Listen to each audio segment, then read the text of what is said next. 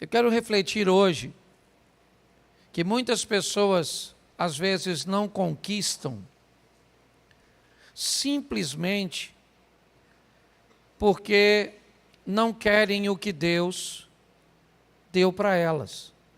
Estão em busca daquilo que Deus vai fazer na vida do outro.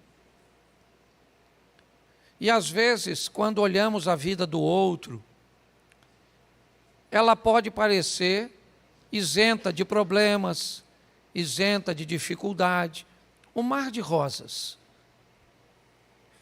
E muitas pessoas, por exemplo, o sonho de Adonias, ocupar o lugar do Salomão.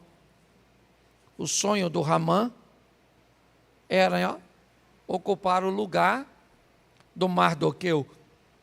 E olha que coisa interessante. O sonho de Lia era ter o que Raquel tinha. E o sonho de Raquel era ter o que Lia tinha. Ou seja, para Raquel não servia para ela o que ela tinha, mas ela sonhava com o que o outro tinha. Hoje eu quero falar com vocês sobre um personagem bíblico que poucas vezes eu ouvi falar dele. Talvez você já tenha ouvido. Mas a história dele é uma história bem interessante e ele apenas foi ele. Talvez por ele ser apenas ele passou despercebido.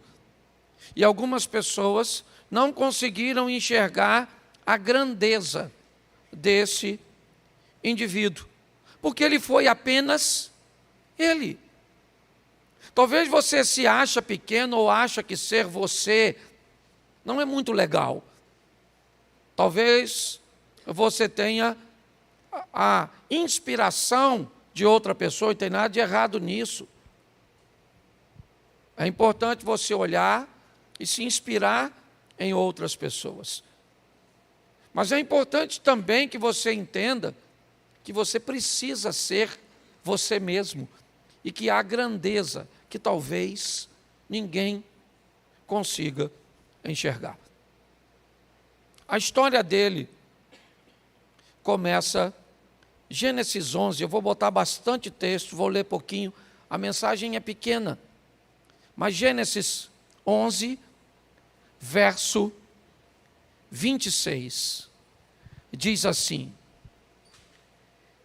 E viveu Terá 70 anos, e gerou Abrão, a Naor e a Harã.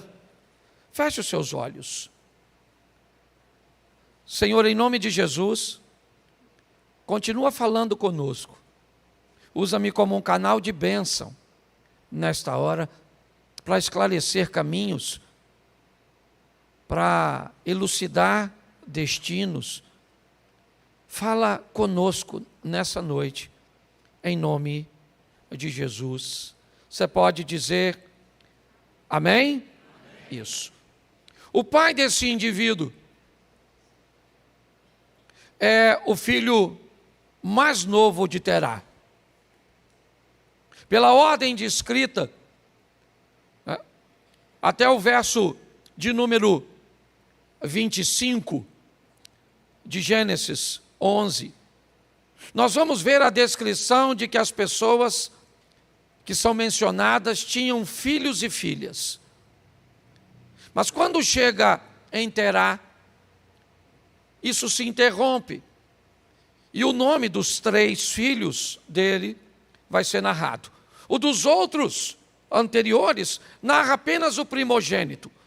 E teve fulano, e depois viveu tanto tempo, e teve filhos e filhas.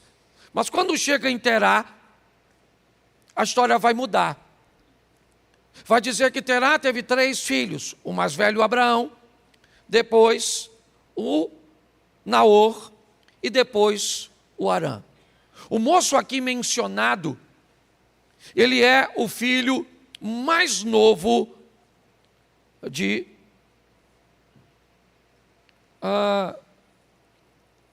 Arã. Ele vai ser o filho, né, do filho mais novo. Eu quero mostrar a você hoje que, pela perspectiva, ele tinha tudo para não ser ninguém. E, na verdade, para muita gente, ele vai passar por despercebido. Se você acha que isso é pouco, talvez suas desculpas sejam melhores do que a dele para não ser um vencedor. Ele é apenas o filho do filho mais novo. No verso 27, preste atenção. Estas são as gerações de Terá. Terá gerou Abraão, a Naor e Arão. E Arã gerou quem? Ló. Ló. Esse é o personagem que eu quero ver com você. É esse indivíduo. O que esse cara viveu? Será que ele foi um vencedor? Não deve ter sido.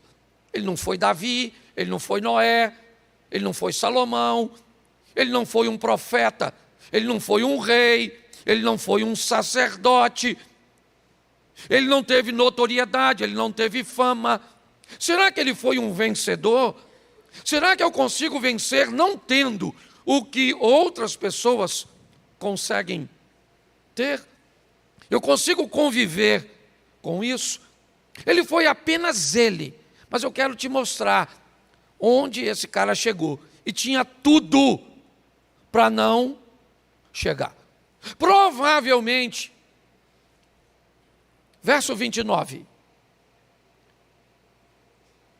E tomaram Abraão e Naor mulheres para si. O nome da mulher de Abraão era Sarai, o nome da mulher de Naor, Milca. Preste atenção. Eram 3 filhos, Abraão, Naor e Arã. Arã teve Ló como filho. Mas o nome da mulher de Arã não aparece. Ela não é citada. Você vê que a dos 2 mais velhos, né, a citação está aí. O que indica que provavelmente Arã havia engravidado uma mulher e ela gerou um filho. O que indica que ele não teve uma família convencional. Não. Não cita o nome da mãe do cara. Ok? Não é citado. Você não sabe. Ele é filho do filho mais novo, é verdade. E agora, me parece que ele é filho de um fruto que não é um casamento convencional, não. Simplesmente, ele não é um filho planejado, algo que foi desejado. O nome da mãe dele não aparece, mas não tem problema. Sempre pode piorar. Verso 28. Morreu Arã, estando ainda seu pai, Terá, ainda vivo, na terra do seu nascimento, em Ur dos Caldeus. Preste atenção. A mãe dele pode ter morrido, era muito comum. Morrer durante o parto, a própria Raquel vive isso, certo? No parto de Benjamim, a esposa de Jacó, ela morre durante o parto. Se você conhece um pouquinho da história antiga, era muito comum a morte das mulheres durante o parto. Mas mais do que isso, ele não tem mãe, pelo menos ela não é citada, e agora também ele fica sem pai. Se ele tinha uma mãe, ela não é mencionada, não é contada. Se ele tinha um pai, ou tinha, ele acaba de morrer, está aí, morreu Arã, seu pai, certo? O Tera ainda estava vivo.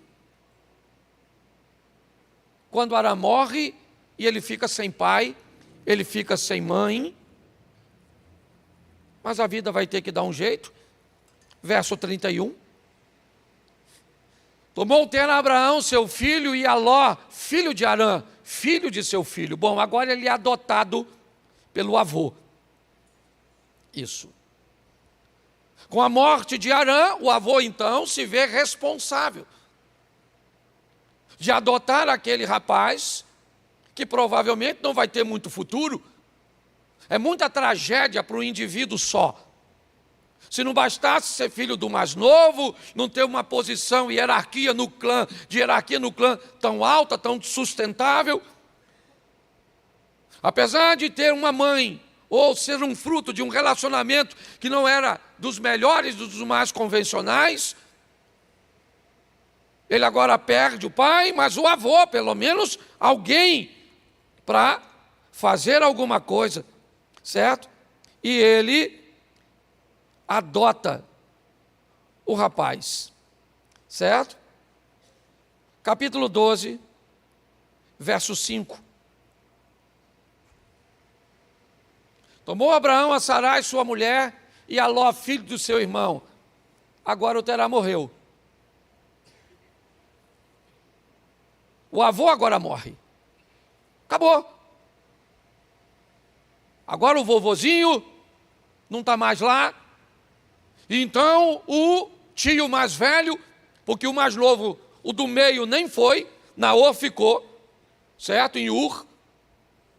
Mas agora Abraão assume a criação e o cuidado daquele rapaz. Quem é aquele rapaz? Ele não é ninguém, ele não é nada. Ele está passando de mão em mão. Essa é a grande verdade. Cadê seu pai? Morreu. Morreu quando? Morreu antes de vovô. Mas aí vovô me adotou, e cadê vovô? Também morreu. E sua mãe? Eu não sei. Então é muita desculpa que ele tem para justificar o fracasso dele. Você quer desculpa? Tá bom, você vai ter muitas. Mas procure uma desculpa que justifique seu sucesso e não seu fracasso. É assim que funciona. Agora, é Abraão que vai adotar o sobrinho Ló. Pois bem, capítulo 13, verso 5. Também Ló, que ia com Abraão, tinha rebanhos, e o quê? Tinha o quê ele? Gado e? Isso. Verso 6. Vamos lá. E não tinha capacidade a terra para poder habitarem juntos, porque seus bens eram muitos, de maneira que não podiam habitar juntos. Preste atenção. Esse rapazinho casou.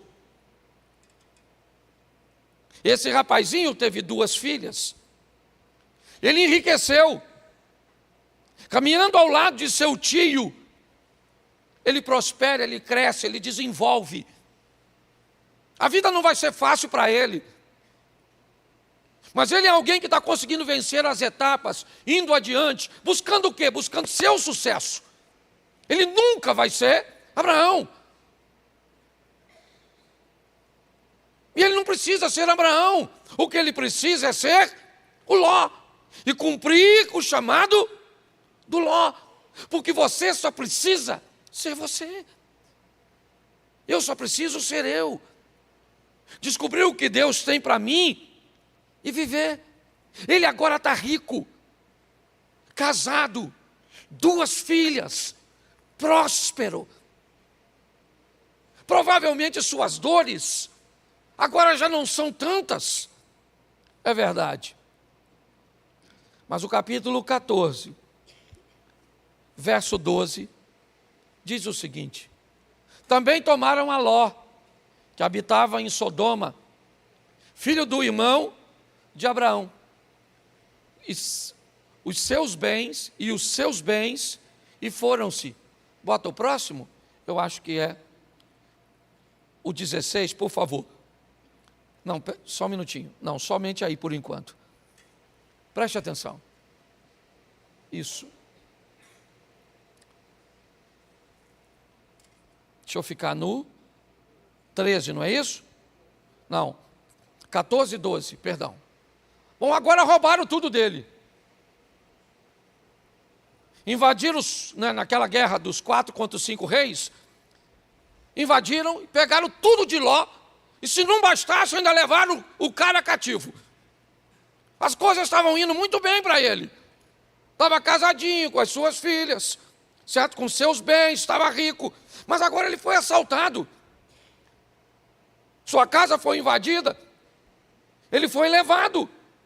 E agora de rico ele virou pobre. De livre ele virou prisioneiro. Essa é a vida desse cara. Ele perdeu tudo no verso 12. Mas, olhe para o verso 16. E tornou a trazer todos os seus bens. E tornou a trazer também a Ló, seu irmão, e os seus bens, e também as mulheres e o povo. Ele conseguiu recuperar tudo. A vida dele ia cheio de idas e vindas. Quando parece que as coisas vão, né, elas retrocedem.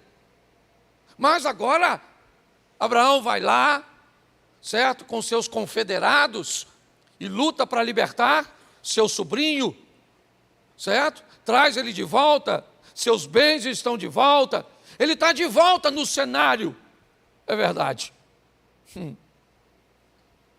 Mas agora não é a casa dele, é a cidade onde ele mora, que vai ser, é desgraça demais, para um cara só. Agora é a cidade que o cara mora. A cidade que o cara mora vai ser destruída. Ela não vai ser invadida por homens, por reis. Ela vai ser destruída por Deus, certo? Deus vai requerer de Sodoma e Gomorra, certo? Uma justiça que ela não tem como oferecer. Então, no capítulo 19, no verso de número 25, coloca aí, por favor. E destruiu aquelas cidades e toda a campina e todos os moradores daquela cidade, e o que nascia na terra morreu. Mas Ló saiu vivo.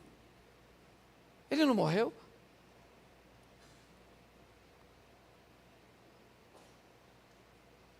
Olhe bem, pega a trajetória desse cara. Foi tudo destruído. Ele foi roubado, viveu tudo o que viveu, mas continua vivendo.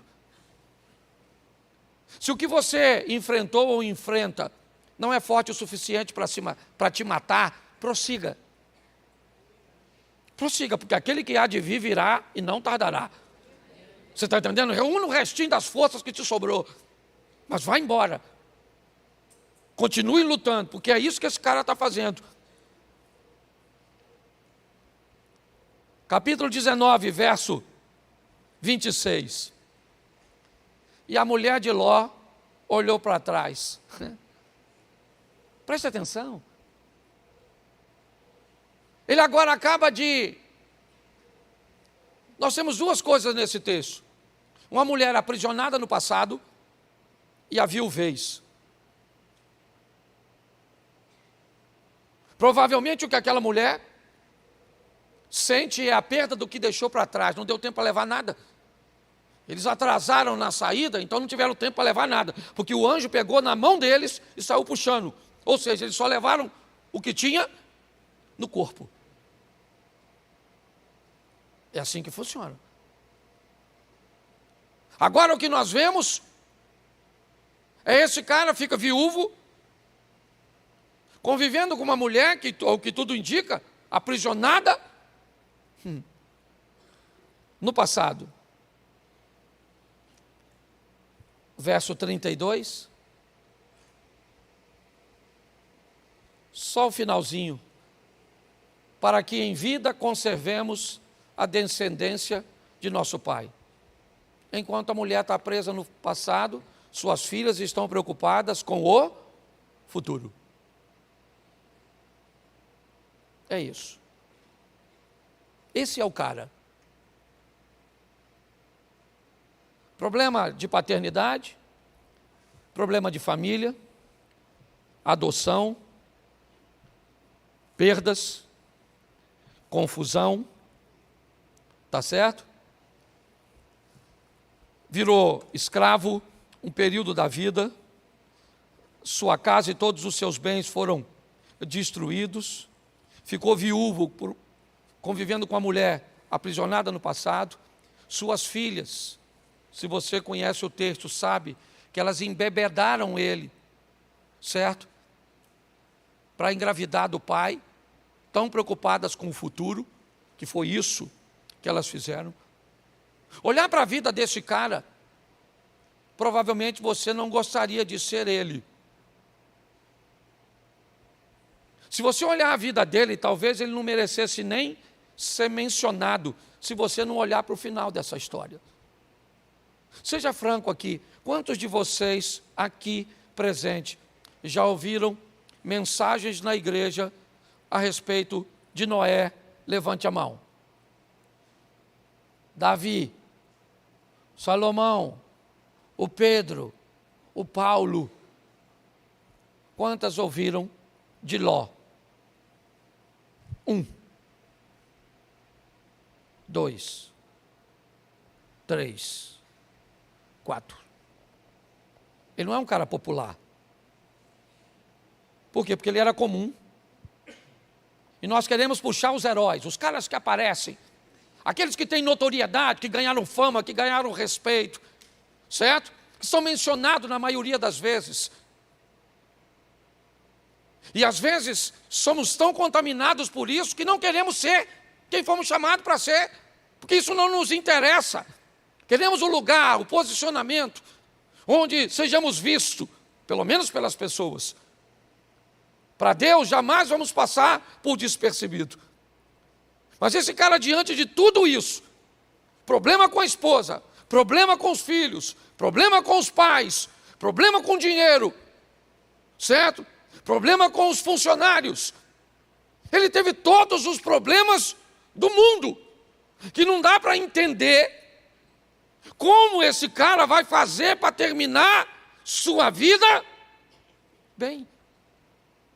Aliás, não se tem a consideração de dizer quando ele morreu.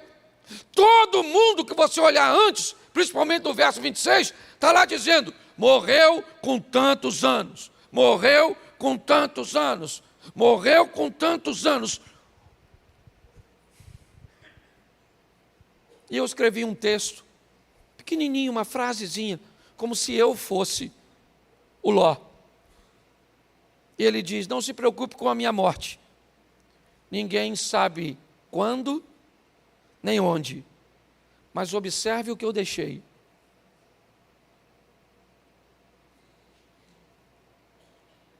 O que esse cara deixou? Que legado um cara desse pode ter deixado, sendo enganado pelas filhas, problema com o filho, problema com a esposa, problema com os pais, certo? Ele teve tudo o que pode traumatizar um indivíduo junto. Eu conheço gente que não anda só por causa de um trauma desse. A minha vida não anda porque eu não sei quem é minha mãe, não sei quem é... minha vida não anda, sabe? Meus filhos me puxam para trás, as filhas puxou para trás, a mulher esquisita, certo?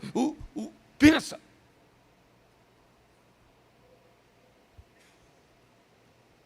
Mas quando você olha para esse cara, dá uma olhada nesse texto aqui, Gênesis 19, 37. 19:37 de Gênesis. A primogênita deu à luz a um filho e chamou-lhe Moabe. Este é o pai dos moabitas até o dia de hoje. Quem é o pai de Moabe? Quem é o pai de Moabe? Ló. O pai de Moabe é Ló. E Moabe dá origem a que povo? Aos moabitas. Um povo cujo qual o Moisés escreveu que deveria ser evitado pelo povo de Deus. Sim ou não? Sim. Mas a fome abateu uma família, Elimeleque. Certo? E esse camarada vai morar e peregrinar em Moabe, na terra dos moabitas, cujo pai é Ló. E Ruth, capítulo 4, verso 10, dá uma olhada. E de que também tomo por mulher a Ruth, a moabita. Certo? Preste atenção. Olhe só.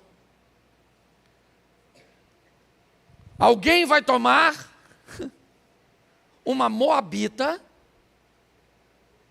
por esposa, quebrando um protocolo. É assim. O cara morreu. Parece que o nome dele vai ser apagado. Ele não teve notoriedade. Só enfrentou dificuldade. Mas o que esse cara fez? Ele não desistiu, ele continuou vivendo. Ele sobreviveu às adversidades. A vida é dura para você? Não é só para você não, meu irmão. Certo? Tem muita gente aqui enfrentando divórcio, doença, desemprego, problema com seus filhos, problemas com identidade e tantas outras coisas em busca de seus sonhos. Tragédias, dificuldades, adversidades. Mas, quando eu olho para esse texto, eu vejo algo bem interessante.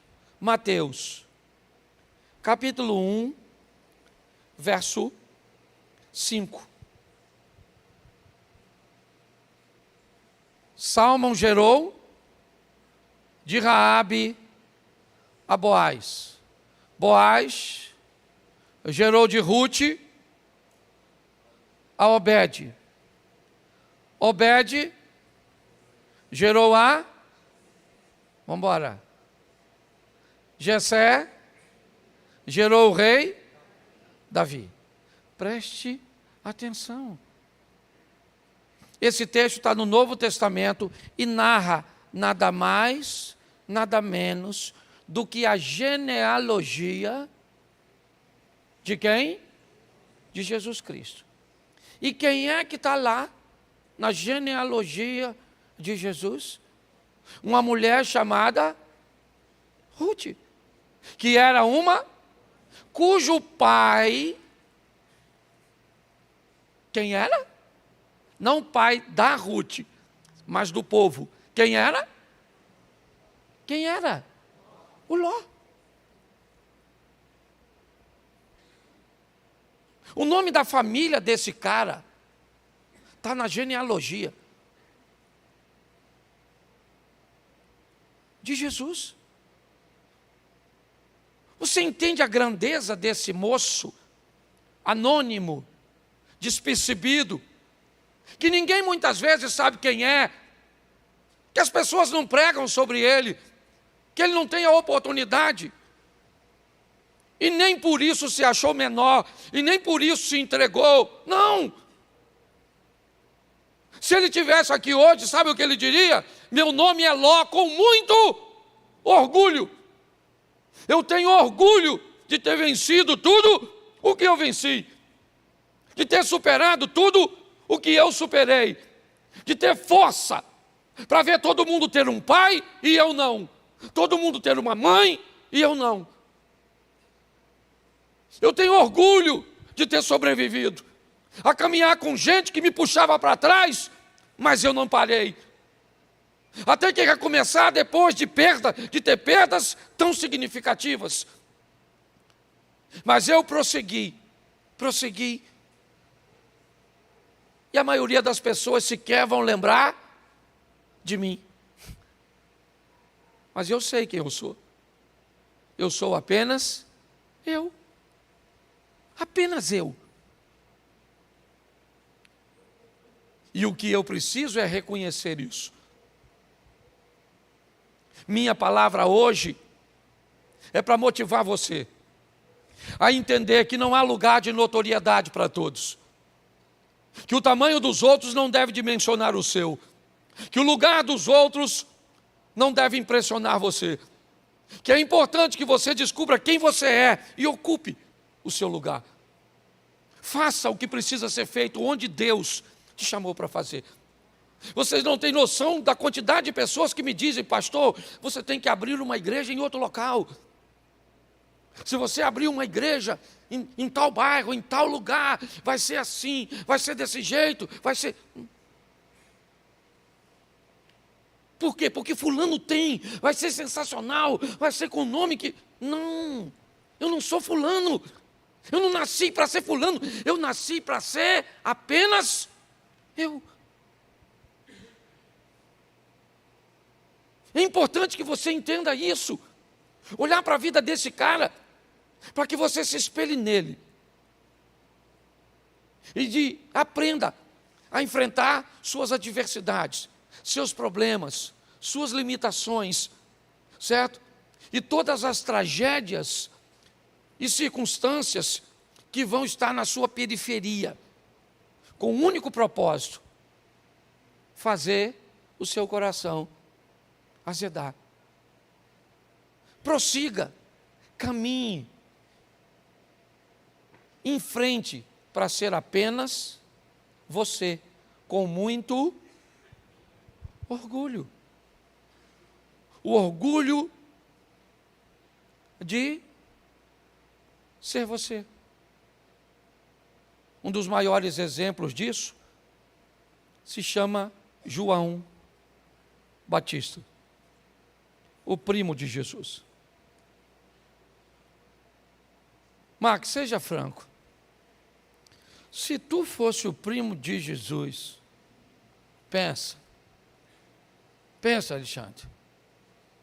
Vamos lá, Bruno. Tu é o Cristo? Não sou, mas sou o primo. Fomos criados junto. Dormia lá em casa. A gente fazia bagunça. Pare para pensar. Quando você olha para esse cara, todo mundo que olhava para ele, dizia para ele: cara, tu é Elias, Jeremias, tu é um dos profetas, tu é o Cristo. As pessoas tinham dificuldade de saber quem ele. Ele disse: não, rapaz, não. Eu não sou Jeremias, não sou Elias, não sou a encarnação de um...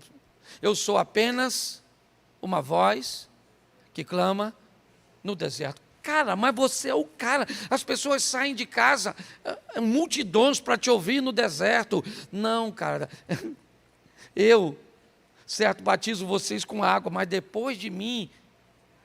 E sabe o que é mais engraçado? Que Jesus disse a mesma coisa: eu vou embora e vocês vão fazer coisas maiores.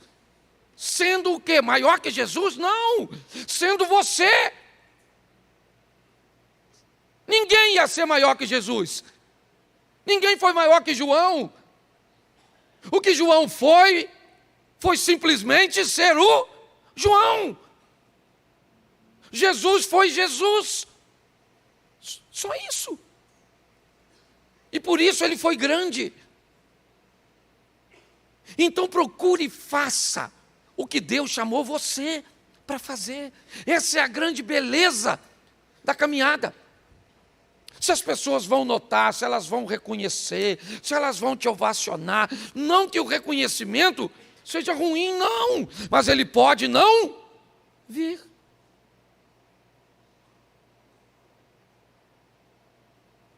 Quem é sua mãe, ô Ló? Não sei. Seu pai? Morreu. Mas como é que o senhor sobreviveu? Vovô, Mas e seu avô? Também morreu. E aí?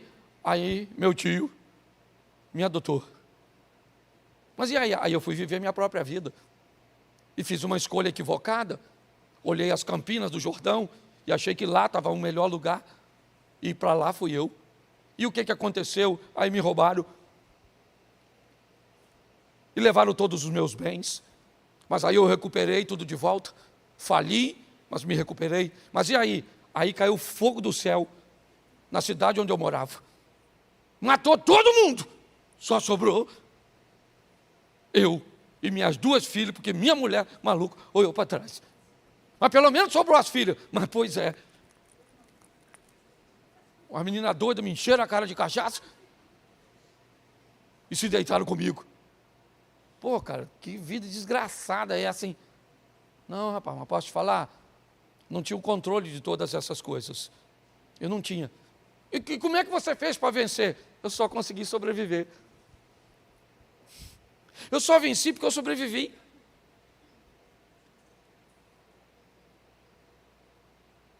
Seja um sobrevivente. Alguém que consiga ser apenas você. Às vezes com muita vergonha ao redor do seu nome. Talvez você não goste de muitas histórias que envolvam seu nome.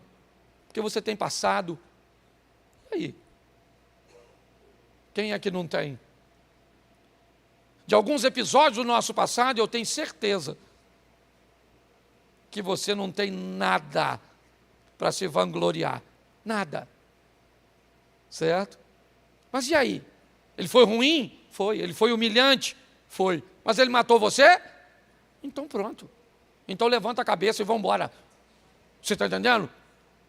Erga a sua cabeça. Ah, você foi, você fez, você disse, você não pagou, você não sei o quê, você não sei aquilo outro.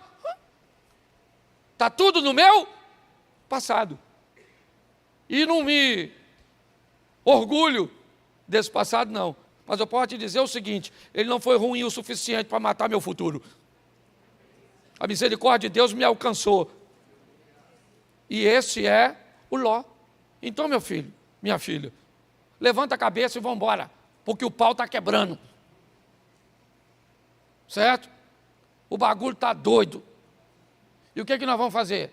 Vamos embora, vamos continuar lutando, vamos continuar vencendo. E vamos embora.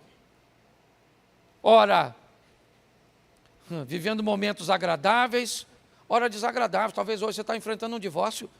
Ah, mas eu não gostaria. E pior, sabe o que acontece? Quem um dia já enfrentou, hoje julga você que está enfrentando. Às vezes a pessoa vem me falar de vergonha. Esse dia teve um cara que queria falar uma coisa de um irmão aqui da igreja, e eu descobri que ele batia na mulher.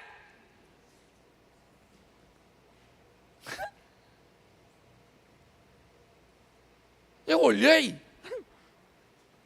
Eu não ia falar que ele batia na mulher, porque senão ele descobria que a mulher contou. Mas eu olhei, eu falei, Jesus, tem misericórdia. Certo? Então a vida é desafiadora, meu irmão. O segredo é, fique vivo. Não morra, não. Certo? Permaneça.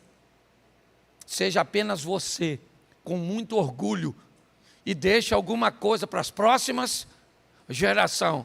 Porque com essa bagunçada toda, quem é que ficou? Eu lembro, hoje eu posso falar de meu pai. Que Deus o tenha. E eu termino aqui falando dele. Quando estava vivo não falava não, porque eu respeitava ele. Mas papai, assim, uma vida bem esquisita.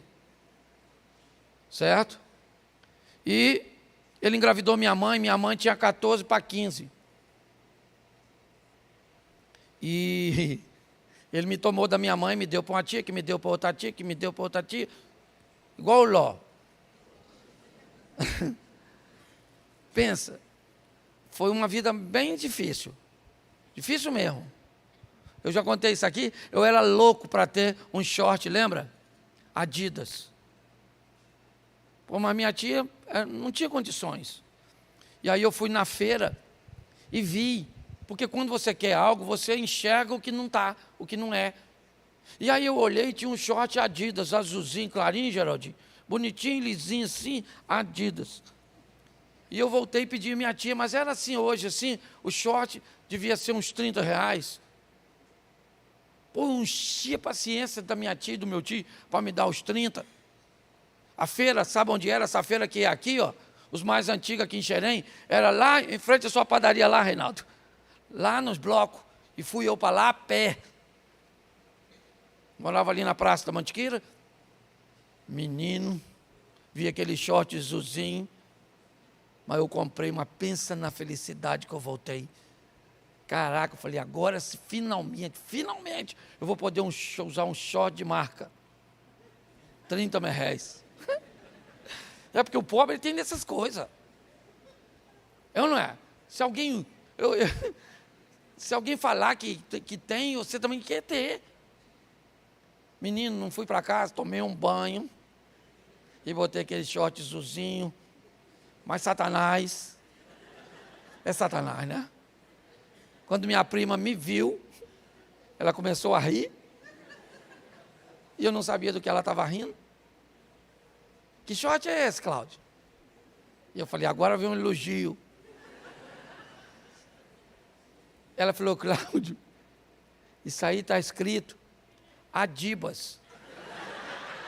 Mas eu não vi. Eu estava tão fissurado.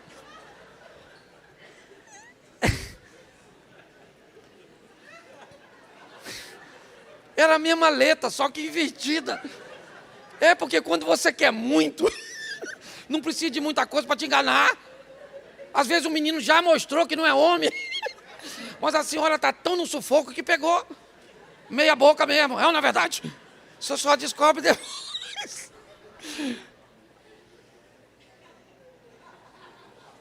Aí eu já tinha comprado. O pessoal gosta da desgraça dos outros, eu não estou falando. E aí eu botei uma técnica na minha cabeça. Eu falei, eu vou usar, maluco.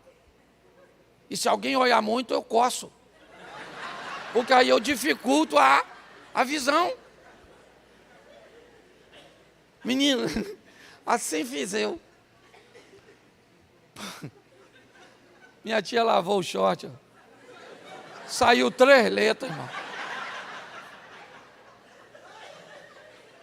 Pensa numa vida, pensa. Hoje eu tenho que rir disso, porque o final, eu falei, eu moro aqui em Xerém, eu era louco para namorar uma menina. Louco! Um moleque feio. Ninguém queria. Até porque meu pai tinha fama de irresponsável. Então ninguém queria a filha namorando o filho de um homem daquele, que Deus o tenha. Isso. Você até é o católico, né? Isso. Mas era verdade. Pois bem, menino. Ninguém queria, eu doido para beijar, doido. Aí as pessoas me provocavam, falavam, e aí, Cláudio, já está namorando? Eu falava, não, eu estou querendo estudar para me ser alguém. Que estudar o quê, rapaz? Eu queria beijar na boca. Quem é que ia beijar um moleque feio daquele? Ruim. Eu beijava espelho. E eu sei que eu não sou o único, quer ver? Quantos aqui já beijaram espelho? Levanta a mão. Levanta a mão ou Deus vai te castigar. A mão, como é que levantou? Viu, Saulo? A mão, como é que levantou? Beijava espelho, maluco. Doido. Ah, menino. Aí, essa moça aí, ó. Um dia, se interessou por mim, né? Eu era um gato. Miau. Eu não tinha onde cair vivo. Eu falo com ela, minha filha, o que você viu? Ela falou que teve olhos de águia. Eu falei que ela atirou no que viu, acertou no que não viu. E foi, pois bem. Eu olho para a minha vida hoje, às vezes eu passo aí na rua, umas meninas até que eu namorei, ruim, hein? Ruim. Que isso aí tá igual vinho, quanto, né? Vintage. Quanto mais antiga, melhor. Porque mulher não envelhece, mulher fica loura. É ou não é verdade? É mais ou menos assim. Pois bem, o tempo passou. É verdade. E não foi agradável quando eu estava vivendo, não. Mas eu sobrevivi.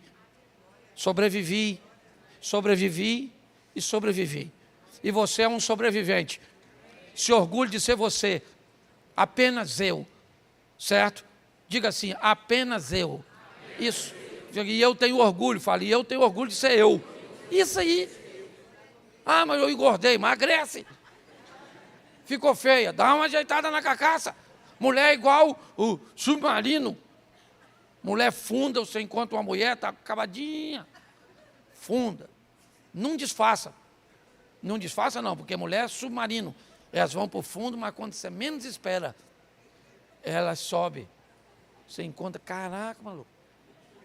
Eu vi 6 meses atrás. Nossa, parecia um maracujá. Agora está lindérrima. Homem não, homem é navio. Fundou, filho. Vai virar morada de coral. Você está rindo, mas é sério.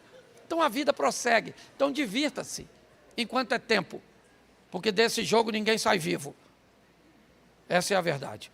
Um dia todos nós vamos. Então faça como o Ló. Foi fácil para ele? Não, foi difícil. Dava para se vangloriar de todos os episódios? Ele perdeu? Viveu dificuldade? Sim. Mas ele venceu? Venceu. E você é um vencedor. Primeiro livro do profeta Samuel, capítulo de número 9, verso de número 1. Coloca para a gente, por favor. Você tem outra tradução? Se tiver, coloque para mim, por favor.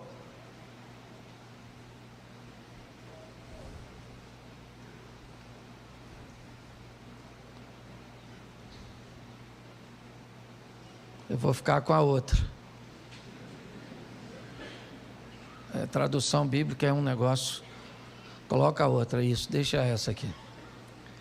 Havia um homem de Benjamim, cujo nome era Quis, filho de Abiel, filho de Zeror, e filho de Becorate, filho de Afias, filho de um homem de Benjamim, varão alentado em força.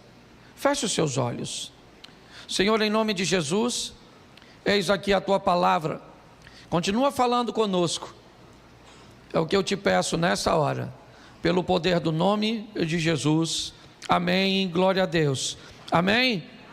Eu quero falar hoje com vocês uma reflexão rápida sobre aquilo que a igreja anda enfrentando nesses últimos tempos.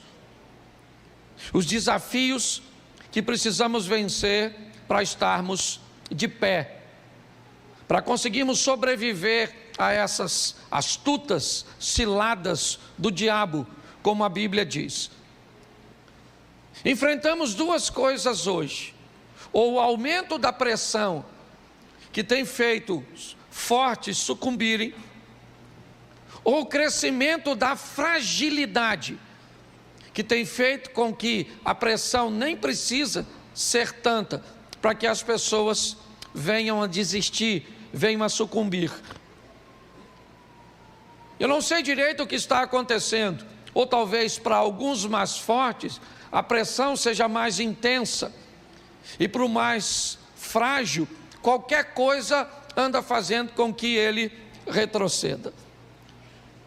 Eu peguei 4 homens de Deus na Bíblia, porque a minha proposta hoje é fazer com que a igreja entenda as pressões que estamos enfrentando, principalmente nas áreas emocionais. As dificuldades que as pessoas estão tendo de gerenciar suas emoções, de se abater com pouca coisa, ou não sobreviver com uma pressão realmente contínua e intensa. Nós não somos os primeiros a viver ou vivenciarmos tudo isso. Sempre houve pressões sobre a sociedade, sempre houve pressões sobre a igreja, e sempre vimos ao longo de toda a história alguns sobreviverem às pressões e outros sucumbirem às pressões. Às vezes conseguimos notar com muita facilidade que a pressão que fortalece um é capaz de destruir o outro. E talvez por isso a Bíblia diz que é melhor serem 2 do que 1, Porque no momento em que alguém estiver fragilizado, aquele que está mais forte o consiga sustentar até essa fase passar. E o fraco de hoje pode se tornar o forte de amanhã. E aquele que hoje necessitou de apoio, de sustento, será o sustento do outro no dia de amanhã. 4 homens para refletirmos de forma rápida. E o primeiro é esse: o filho de Quis, seu nome Saul. Saul é o primeiro rei de Israel. Eu pedi que trocasse ali a tradução, porque eu gosto de uma tradução mais próxima, certo? A do original. E ela define Saul de 3 formas, ou melhor, de 4 formas. Diz que ele era um homem poderoso. Seu pai era um homem de poder. Ele era um homem influente. Sua casa era uma casa de influência. Poder e influência fazia parte da história de Saul. O texto diz que ele era alto e belo. Ele tinha uma estatura que o destacava dos demais. Ele tinha uma beleza, né, que o diferenciava dos outros. Ele tinha influência e ele tinha poder. Saul tinha tudo para dar certo, é verdade. Ele foi escolhido por Deus, e foi. Talvez causasse confusão para algumas pessoas ver alguém de Benjamim ser escolhido, já que a promessa estava sobre Judá. Mas nós precisamos entender que Saul tinha tudo para dar certo. Mas pastor, se ele tinha tudo para dar certo, por que é que ele se suicidou? O que aconteceu que este homem, e eu quero deixar claro que era um homem de Deus. Eu quero deixar claro que, por favor, se quer fazer alguma crítica a Saul, conheça a história de Saul por completo. A história dele é uma história extraordinária, de um cara trabalhador, de uma família forte, de uma família influente. É verdade. Um cara bonito, de boa estatura, que iniciou sua trajetória com o desejo de vencer e de fazer o bem. Mas o que é que faltou em Saul? Qual foi o problema que fez com que ele não conseguisse ir até o final, sucumbisse? Ele pediu, certo, a um de seus soldados: me mate. E o camarada ficou com medo, receoso de matá-lo. Então ele se lança sobre a sua espada ou sua lança para tirar a sua própria vida. O que aconteceu com este cara? Qual é o quadro emocional que este camarada poderoso, influente, bonito, alto, morava na melhor casa, ele tinha o melhor cavalo, ele tinha a melhor estrutura, a melhor armadura, as melhores mulheres, ele tinha tudo. A única coisa que ele não tinha era experiência. Saul era o primeiro rei, e não havia nele bagagem o suficiente, não havia nele o conhecimento suficiente. Hoje pessoas se enfiam em coisas, é negócios, é relacionamentos, é ambientes religiosos, cujos quais eles não têm experiência nenhuma. Desafiam tantas coisas, desafia o diabo no ambiente religioso, desafia a administração no ambiente corporativo, desafiam o equilíbrio emocional no relacionamento interpessoal. Inexperiência. Hoje eu vejo pessoas sofrendo as pressões, tendo tudo para dar certo, mas não dão, porque não conseguem alinhar a sua vida com aquilo que planejam fazer. Tem inúmeras virtudes, inúmeros adjetivos: poderoso, influente, habilidoso, talentoso, oso, tem isso, tem aquilo, mas não tem experiência. Se tem uma coisa que o diabo vai usar contra você é a sua inexperiência. Não brinque com isso. As pressões todos nós vamos sofrer. Saul agora está pressionado, é verdade. Por quê? Nunca houve rei em Israel. Ele nem tem culpa, gente. É só você conhecer a história. Você sabe por que esse Saul se tornou rei? Sabe por quê? Porque Samuel não treinou bem seus filhos. Se você conhece um pouco de Bíblia, você sabe que os filhos de Samuel não seguiram seus passos, e que o povo via Samuel velho e dizia: nós não queremos seus filhos como nossos juízes, nós queremos um rei. Eles só fizeram errado. Ao invés de pedir uma solução para Deus, pediram para Samuel. É só isso que o povo tem, certo? Por causa de uma inexperiência também do povo, que não sabia como lidar com toda aquela situação. A inexperiência sempre faz com que o nível de sofrimento se intensifique. Não é maldade, é falta de habilidade, e muitas vezes falta de coragem para pedir ajuda ou informação a quem o tem. A Bíblia diz que a sabedoria está na multidão dos conselhos. Na multidão dos conselhos está a sabedoria. Hoje eu vejo pessoas amargando sofrimentos, decepcionadas, cheia de virtudes, cheia de adjetivos, certo, que deveriam fazer delas vencedoras, mas não vence, cara. Vive um ciclo, sabe? Parece um looping. Vai dando certo, vai dando certo, vai dando certo, vai dando certo. Deu errado. Vai dando certo, errado. Parece que vai, mas não vai. Eu disse para vocês de pedir oração aqui, mas hoje, quando eu levantei e vi, e que pediram de mim um posicionamento, eu não sabia o que fazer. E por não saber o que fazer, eu não fiz nada.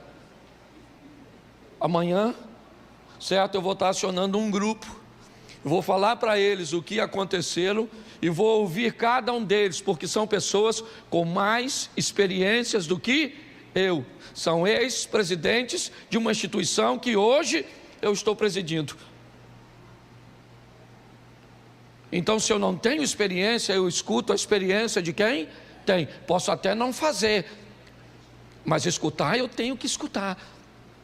Então eu vejo hoje pessoas cansadas, fadigadas, decepcionadas, estressadas, ansiosas, tanta coisa, porque lhe faltam experiência. Tem poder, tem influência, tem beleza, tem estatura, mas não tem experiência. Então adquira experiência naquilo que você deseja entrar, naquilo que exige, né? Ou é exigido de você na área que você quer desempenhar. Se não, quebre a cara. Essa é a grande verdade. E sofra todas essas pressões.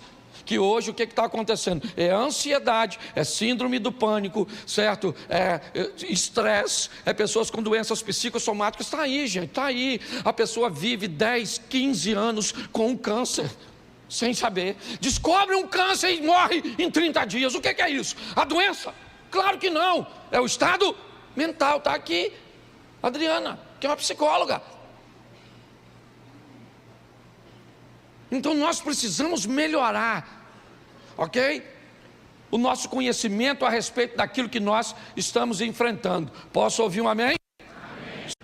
Amém. É como se você vencesse um gigante hoje e saísse correndo de um anão amanhã, porque ele está Isso, vamos para o terceiro aqui. Ô Jesus, tem misericórdia. Não fiquei nervoso. Começo a falar de mim mesmo. Mateus 27, versículo 3 ao 5. O terceiro homem. Mateus 27, do 3 ao 5. Então Judas, o que o traíra, vendo que fora, trouxe arrependimento. as 30 moedas aos príncipes dos sacerdotes e aos, verso 4, dizendo: pequei, traindo o sangue. Eles, porém, disseram: que nos importa? Isso é, verso 5. E ele, atirando para o templo as moedas de prata, retirou-se e foi mais outro suicida. Agora o Judas. Era um homem de Deus, sim ou não? Sim ou não? Claro. Qualidades do Judas: ele tinha proximidade, ele era próximo e confiável. Por que ele era confiável? Porque ele era o tesoureiro dos discípulos. A bolsa ficava com ele, os recursos. Lembra quando aquela mulher derrama o perfume puro? Quem questiona é Judas, dizendo: olha, se fosse vendido, isso poderia ser empregado no auxílio aos pobres. E aí eu não sei se é João, não sei quem fala, que ainda diz: mas ele fazia isso não é porque estava pensando nos pobres, é porque apanhava o dinheiro da bolsa. Se ele merecia ou não a confiança, não é o que eu quero dizer. Eu só quero dizer que ele tinha proximidade. Jesus deixava ele sentar mais próximo. Jesus dava a ele, olha só, ele era um homem de Deus com proximidade e com confiança. O que fez Judas então se perder? Confusão, obscuridade. Judas não entendeu as informações. Não, ele não entendia direito. A maioria do povo achava que o Messias seria um revolucionário, alguém que viria para impulsionar o povo a vencer através da espada, da guerra, a sair do domínio de Roma. Preste atenção. O que fez com que Judas caminhasse para um nível emocional tão ruim, a ponto de enforcar-se, foi o que fez por causa da confusão. Informações. Já ouviu a palavra? Cada dia aparece uma palavra nova nesse vocabulário tão vasto, certo? A da língua portuguesa. Já ouviu falar em infodemia? Infodemia é uma palavra nova, é verdade, que tem por tradução pandemia de informação. É um ambiente, onde as informações são tantas, num período tão curto, que elas não conseguem ser assimiladas e sequer muitas vezes colocadas à prova, para se saber se é verdade. Isso está adoecendo as pessoas. Adoecendo. As pessoas estão ficando confusas mediante a isso, e isso anda causando um estresse muito grande. Em todo momento estão dizendo, que vai acontecer isso, que vai acontecer aquilo, que fulano é bom, que fulano é ruim, que a esquerda é isso, que a direita é aquilo, que o Bolsonaro é desse jeito, que o Lula é aquilo, que nós não vamos fazer isso, vamos fazer aquilo outro, que isso, que tem déficit, que tem superávit, que tem que isso, e que tem que fazer isso, que vai acabar com isso, que não pode fazer aquilo outro, e nós não sabemos mais o que. Nós estamos tão confusos. Há uma confusão tão grande que ela está gerando um nível de estresse altíssimo. Foi essa confusão, apesar de proximidade e confiança que esse homem de Deus tinha, ele não conseguiu entender, ele está confuso, com 30 moedas de prata na mão, que agora não fazem nenhum sentido para ele, porque uma confusão mental fez com que ele tomasse uma decisão que agora ele não tem mais como consertar. Ele está levando as moedas e dizendo para aqueles homens: solte Jesus e tome as moedas. Eles dizem: cara, ninguém quer conversa com você não. E a confusão fez com que ele tomasse uma decisão, mas muito errada. Muito errada. Tem profecia para sustentar isso? Tem. É verdade. Mas quando nós olhamos o que Judas fez, a proximidade que ele tinha com Jesus, bastava que ele fosse até ele e pedisse perdão, ele teria, sim ou não? Sim ou não? Mas era muita confusão para uma cabeça só.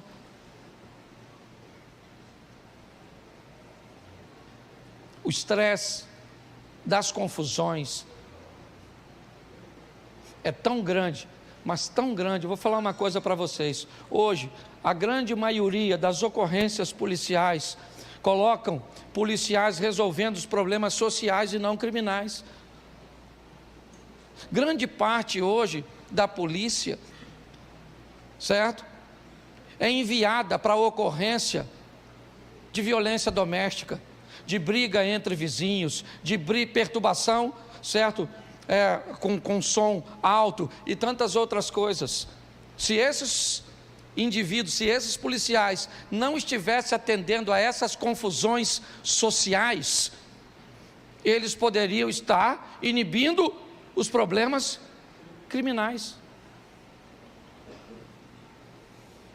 A verdade é essa. Nós estamos num ambiente de confusão e a confusão está causando estresse. Estresse é comprovado. Você assiste esses programas televisivos, essas notícias só ruim, não tem jeito, depois você fica para baixo. Está jogando as pessoas para baixo, essas coisas da internet. E eu falei, a máquina é inteligente, ela descobre o que você quer e te entrega exatamente o que você quer, para manter você aprisionado a ela.